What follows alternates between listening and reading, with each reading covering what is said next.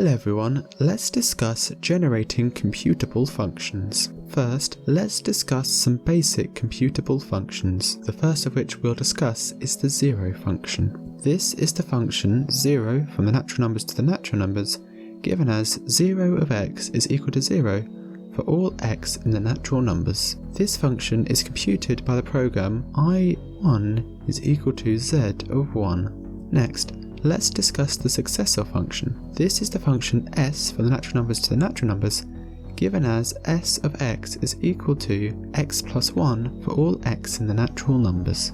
This function is computed by the program I sub 1 is equal to s of 1. Then, let's talk about the projection function. For each n greater than 1 and I such that 1 is less than or equal to I which is less than or equal to n, the projection, also known as the coordinate function, u sub I superscript n of x1 to xn is given by u sub I superscript n is the function from the natural numbers to the n to the natural numbers, given by u sub I to the n of x1 to xn is equal to xi.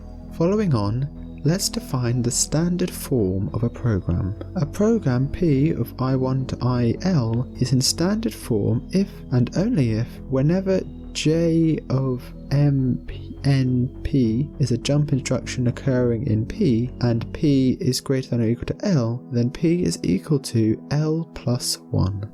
Any program P of length L can be changed into a function P' in standard form by replacing every jump instruction jmnp such that P is greater than L plus 1 with jmn L plus 1 in such a way that P and P' have the same effect on any initial configuration. Next, let's discuss the composition of computable functions. Suppose f is a function from the natural numbers to the k to the natural numbers, and g is a function from the natural numbers to the natural numbers, which are partial computable functions such that the range of f is a subset of the domain of g.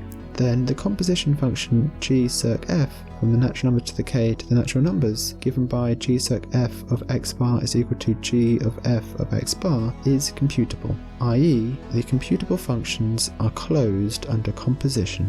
Now let's define substitution of functions. Let g go from the natural numbers to the n to the natural numbers, and f sub I go from the natural numbers to the k to the natural numbers for 1 is less than I which is less than n, and let them all be partial functions. A partial function h from the natural numbers to the k to the natural numbers is obtained by substituting f1 to fn in g if and only if the domain of h is the set of all tuples x1 to xk, the natural numbers to the k, such that x1 to xk is in the domain of f sub I for 1 is less than or equal to I which is less than or equal to n, and such that for every x1 to xk in the domain of h of x1 to xk is equal to g of f1 of x1 to xk all the way up to fn of x1 to xk.